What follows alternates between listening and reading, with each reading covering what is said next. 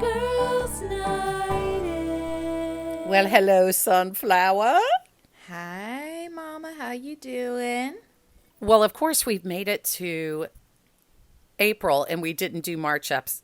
March's episode? We didn't. The reason we're waiting is because we have a specific vision for the Steel Magnolias episode, and we want to get it right. But no, we did. But we still wanted to check in with you guys because we miss y'all. And we thought we would just do a little like coffee chat, talk about any miscellaneous from any of our episodes that maybe we missed a certain point we wanted to say. So this is just super laid back. I had this thing where I was like, I cannot believe we did not discuss this movie on our movie episode. And I have not told you what it is. Okay, let's hear it. Elena Eileen, Corky would be so disappointed in us. Oh no, I didn't even think about like that genre. I didn't either, but it's one of our family classics. Lainey, let's do some one-liners from it to see if people can figure out what it is. Oh my gosh, wait, let me think.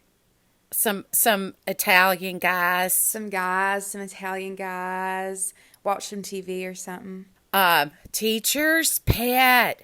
I wanna be teacher's pet. Teacher's pride. Midnight at the Oasis. Terrible. Corky, let's see. Corky St. Clair. I don't remember anyone else's name besides him. No, but the name of the town. Wait. Ooh, Blaine. And their big manufacturing is of stools. Working, fixing, always thinking, always some for keeping, some for selling. My favorite song is A Penny for Your Thoughts. Okay, so if you guys don't know what we're talking about, no, it's not a musical. But it is. I would say it's a musical. You would say it's a musical. Mm-hmm. It is Waiting for Guffman. Christopher Guest. Waiting for Guffman. Oh my gosh, you guys! This is made by the same people that did Spinal Tap. In case you're familiar with Spinal Tap from back in the 70s, but it's a mockumentary of Blaine. Is it Missouri, honey? I want to say Missouri. That feels right. And it's the small town community theater run by Corky St. Clair, who is wanting to put on this big show for the sexquicentennial celebration of this town. It is stupid and it is brilliant. They think they're going to go to Broadway. Like that's the whole point of Waiting for Guffman. They think this scout from Broadway, Mr. Guffman, is coming to their show, and you'll just have to watch and see if he ever shows up. That's your prerogative. You need to watch it if you haven't already seen it. Yeah, and listen, this is one of those movies where you cannot be doing something else while you're watching it because a lot of the fun is in the details of the background. Mm-hmm. You have to watch the movement and the facial expressions of the characters, but you also have to look at the scenery in the background. The props department gets props for their amazing job. One of our favorites is at one point they're interviewing this guy to be in the cast in his home. He lives in a trailer, and in the background, he's built a ship in like a plastic Coke bottle. It is hilarious. Yeah, and it's so like there's so much little detail. Every time you watch it, you'll notice something new. It's so funny. And if you like that movie, you will like Best in Show. There's a bunch of like Christopher Guest. I mean, I'm sure people know, but like Spinal Tap. I've never seen the one where they're like in a band, not Spinal Tap, but like the like folk band. The folk band, that's not my favorite. Best in Show and Waiting for Guffman are my favorites. Mm-hmm. And Best in Show is about like a dog show, like the Westminster Dog Show. It's like a takeoff on that. Again, the majority of the script is improv. And so what we learned from Spinal Tap is that they give the characters, the actors, just a dossier of who their character is, but they don't give them a script. And it's brilliant acting, thinking they're coming up with all of this just off the top of their head. And the way they interact with each other, that whole yes and of improv.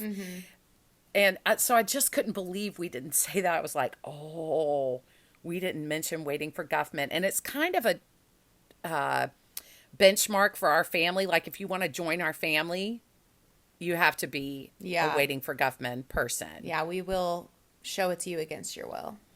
Yeah. So. Yeah. Yes, we will. And I have to give a little shout out to my bestie work friend, Amy. She and I had been working together for about a month. And I heard her in my closet going, da-na-na-na-na-na-na-na-na-na-na-na-na-na-na. And I went, do you know what movie that's from? And she looked at me kind of crazy. Was and she she like, went, do you? yeah, she did. She went, do you know what movie that's from? I was like, it's from, and we both were like, Waiting for Guffman. Because nobody can quote that movie. Yeah, not a lot of people know it. No, but it is. I want to give a shout out to Kathy Hersig, our friend who's always like, when are you guys getting back on? Because Kathy, if you and Greg have not seen this movie, it is 100,000% you. Mm-hmm. You will adore this movie. Okay, Elena, then I had another thought. Okay.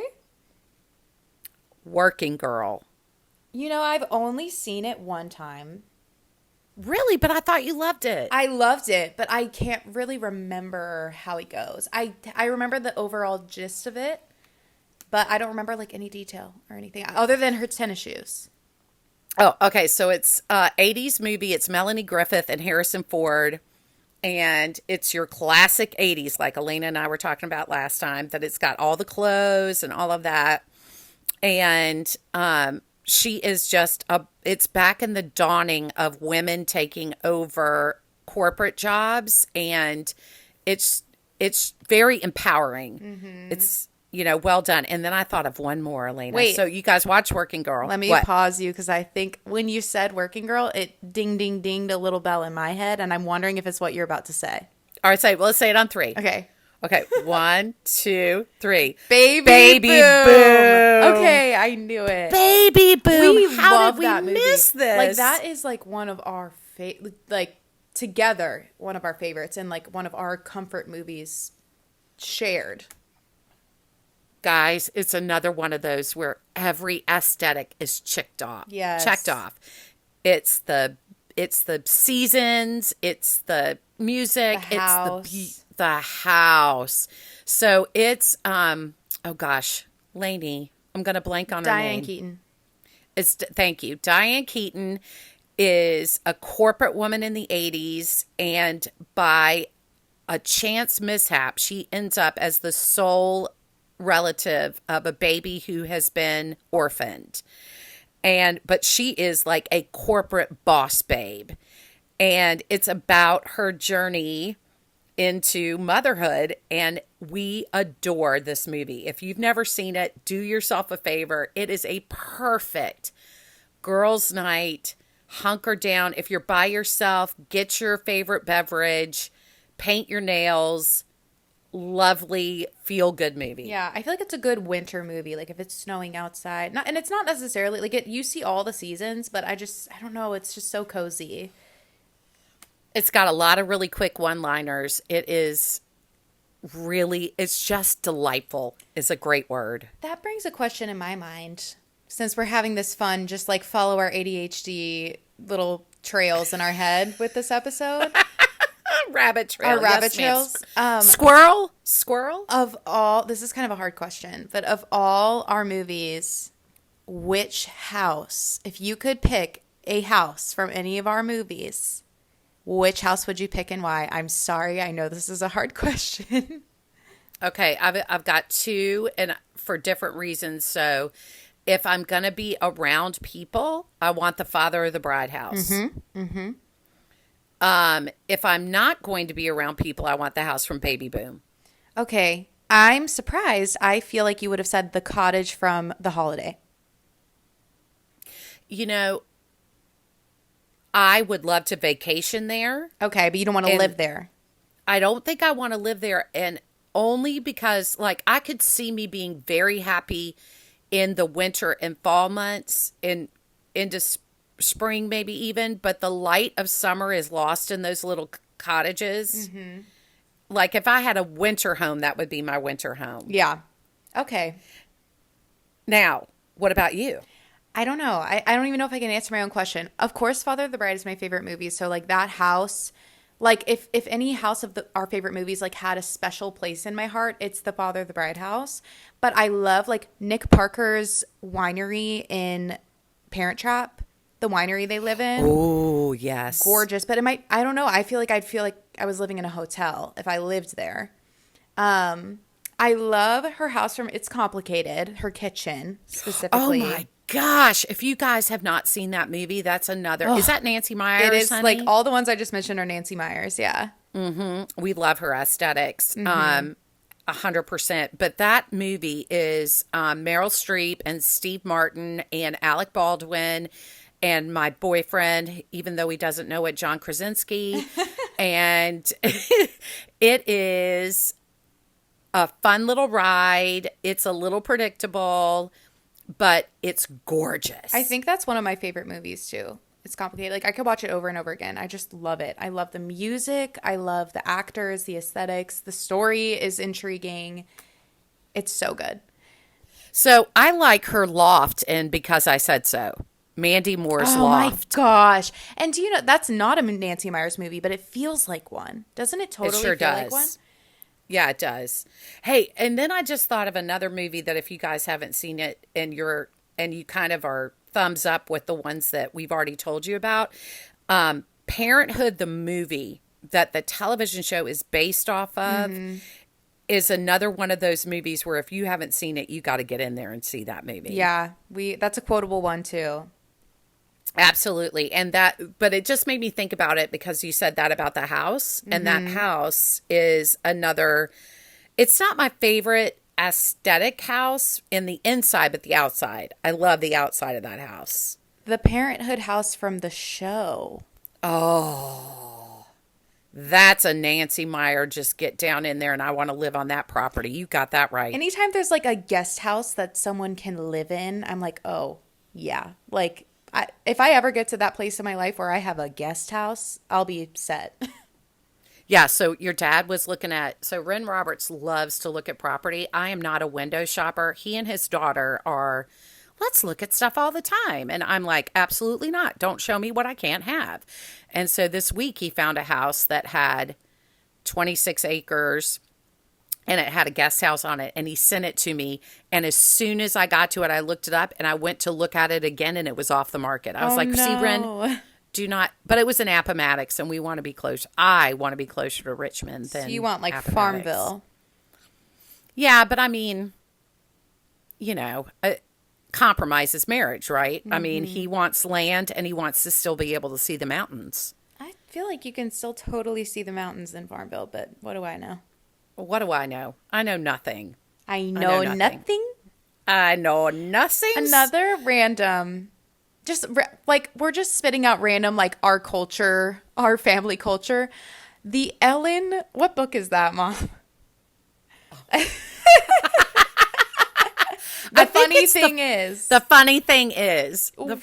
Ellen DeGeneres. we had that book on cassette tape and would listen to it in the car all the time to the point where like our family friends know it, like the Fieldings. They're like, oh yeah, the Ellen cassette tapes. Like we all know it. We all quote it. It's so funny. Yeah, it really is. If you haven't read her books, I highly recommend audiobook for those because She narrates it. She narrates it. And because she's a stand-up comic, you get the timing of the jokes when you listen to the audiobooks that she's done. Mm-hmm. It's really good. Oh, well, while we're on the subject of audiobooks, since we're just bouncing around today, don't worry, we're not going to take up too much more of your time. And I'll tell you why. We've got a big old party going on next weekend for my mother-in-law's 90th birthday party. And normally, that's not true. The only reason I care about what my house looks like is because now we're going to host a brunch at our house on Sunday. Oh, I did not know this. Yes. And so my lovely niece, Jess, who is a fan of the podcast, said, hey, while we've got the whole family in town, should we do a brunch? And she did offer their house, but our house is closer in to everybody who's going to be hitting the road after. So we're going to have it here. And I'm not kidding you when I tell you it's a disaster. So we were just doing, Elena and I were just doing a quick little pause to record because I got to get back to cleaning, you people. Anyway, so, oh my gosh, I totally forget what oh, I know what it was. So I have been about a month or two ago, when you guys remember that I got sick, and I felt like I was supposed to stop listening and reading at night to my murder mysteries because I read kind of violent stuff. And I was like, you know what? I'm done with that. It's not helping me sleep. It's not adding to my life. It's not making me joyful. So I have gone back to a book series that I adore that fits into our comfy, cozy life. Ooh. And what we're talking about. And it is Jan Karen's At Home in Midford, her Midford series. Now, I have this envisionment of Jan Karen being our Nancy Meyer woman. I feel like she lives in Charlottesville, and I bet you anything that her house, if we were to go in there, is, you could put it on a movie set for Nancy Meyer. I did not know she lives in Charlottesville. She does. And at least the last that I heard, she does. And these books feel like Nancy Meyer's.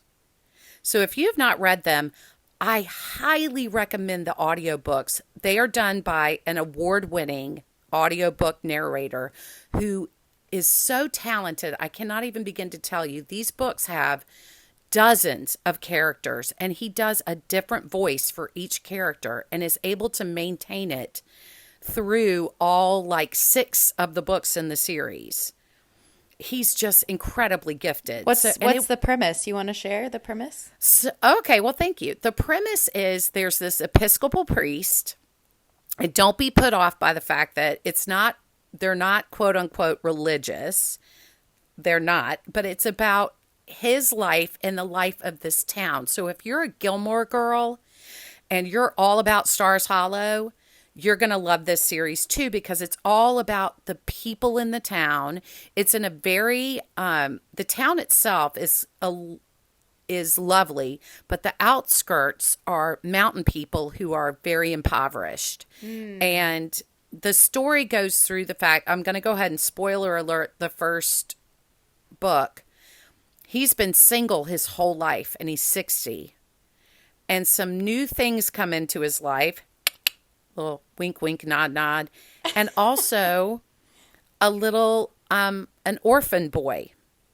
And it kind of chronicles their journey and his life. And it's just delightful. And it's like candy. Like it's one of those beach reads. And I will say, have the next one ready by the time you're getting to the middle of the first one, because you're not going to want to have to wait to get the second one. Okay, I might need to get that audiobook because it's so good. It's delightful. It brings up your spirits. It makes you feel good. There's nothing about it I wouldn't recommend. I love that.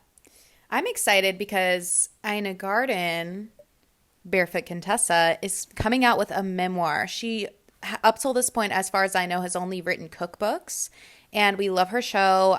If I'm stressed or anxious, I put her show on. It calms me right down, and I love her. And I also feel like fits into the Nancy Meyers aesthetic. She's like in the Nancy Meyers universe. You know, there's like the Marvel universe, and like in my mind, you're not wrong. Elena, you're not wrong. In my mind, she's a part of the Nancy Meyers universe. But she's coming out with a memoir. I already pre-ordered it, and I paid extra to get a paperback instead of the hardback because I like reading paperback better. So I'm very excited for that. It's not going to come out until November, but any Barefoot Contessa fans, just wanted to let you know, be on the lookout for that. Hey, Lou, did Nancy Meyer do You've Got Mail and Sleepless? No, that's Nora Ephron. Oh, okay. They're very right. similar, and I think that Nora is one of Nancy's like big influences, which makes sense. Yeah, that does make sense. And I feel like they've worked on something together. Like I feel like they have. Oh, come but on. we'll have to look it up. Like I'm curious if Nancy was maybe on like Julie and Julia or something. I don't know. Like the aesthetics just seem like Nancy would be a part of that. I'm going to look. Okay. It doesn't say anything about the two of them moving together or working together. There's a lot of articles that compare them, but I don't see where they work together. Okay. Yeah, I mean So we'll Nancy have to. is a lot younger because obviously Nora's no longer with us. Nancy's in her like 50s or 60s, I think. So it's not like they were they kind of were ships in the night. Like there was a time where they did overlap, but Nora came first. Hey, let me ask you, what do you feel like it is specifically about that aesthetic that hits your cylinders? Oh my gosh. I think there's a timelessness to it that rings a Excellent. bell. It's multi-generational, and so because of that, it's relatable to so many people. And I don't know, it's just so like I love like slice of life media, whether that's like a movie, show, music, whatever. Like I just love just getting a peek into someone's everyday life. Now, most of the people in Nancy Meyers movies like seem like they're extremely wealthy. They kind of downplay how wealthy these people are. but Yeah. but I just like it. It's especially Father of the Bride. It's just like, and maybe it's an illusion. Maybe no life is this perfect, and they have their flaws in the movie, but it just feels like that classic. This sounds corny, but like the American dream and just family, and I don't know. It's Yes, the just family part of it. cozy and timeless. What would you And say? that it's like the absolutely the family part of it, and I think that they do a good job of not masking the fact that there are issues, but I like your phrase, a slice of their life, and I think that's what makes you want to keep going back for more, is because you fall in love with the characters and you're like, and then what? So yeah, that's really brilliant. So all right, Boo, tell us what's going on in your coming days. What do you got going on? Anything interesting that's been happening since the last time we talked or coming up? Just life wise? Yes. Yeah, I mean, well, we have Nani's birthday party, a very big event I'm going to next week. But no, I've just been working. I'm really, really enjoying my job and really enjoying like the retail part of it. Like I don't remember if I said this on our last podcast. I feel like I might have, but for every quarter we have a new batch of products, and so I got to go. One of my best friends, she works in product development, so it's kind of cool that our jobs are now overlapping since I work on the website with her products. So I got to like go to her building and got to like physically touch all the products and look at it and like take notes of all the details for when I'm doing my portion of describing it. And so I just really enjoy that. I'm like, ooh, do I? It in a very small way, it feels like I work in fashion now. And so I like it. I'm like, okay, Devil Wears Prada, but with my like Mickey t-shirts. That's so cool, though. It That is is cool. so cool. And like some of the ladies that my friend Allie work with are like, because a lot of them came from like Victoria's Secret or Bloomingdale's, like Rachel Green. And so their style, like it was cool to see the women and the people that she works with, because they have amazing style and are really that's artsy cool. and cool. And so I don't know, it's been really cool. I'm really enjoying it.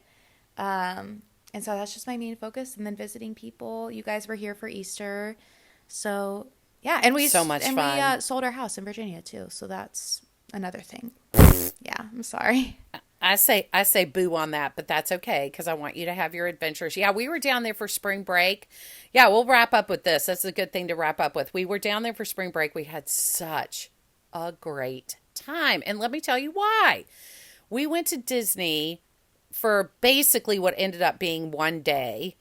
And the rest of the time, it was just family time. We had this absolutely lovely day where we went downtown and both of our boys, two of our three, so Greg and Miles, took us to two different record stores in downtown Orlando, and we got some old records, and we had breakfast at this amazing place. And then that night we just hung out and watched a movie together, and it was just lovely. We had a great time. Yeah, one of the other nights we just did a cookout at my pool and just like laid low. So I like that, of like one Disney day and then just pool time, outdoor time, explore downtown time. Just family time, family time. It was wonderful. Yep. And I'm so grateful that here's what I've learned is the secret of having Elena live so far away. And Miles and Haley, although we are moving them home from Miami in June, and they're going to move to Richmond, and we're very excited about that. But what I've learned is I have to have the next thing on the books when I walk away from them from the time that we're together. So the great news about spring break was I knew I was going to see them next weekend. And so we're looking forward to that, and we will give you guys an update. And it looks like we will be recording Steel Magnolias in May. Yes. But So don't quote us on that. Don't quote us on that. Don't quote us on that. But if something were to happen, we'll do another little quick check-in, because some of our sweet friends and family, this is the only connection we have. So we thank you so much for popping on here for our little pop-in. Yes, we love you guys, and we'll talk to Love you you guys. hopefully soon. Hopefully soon, sooner than later. Love you. Love you. Bye. Girls Night.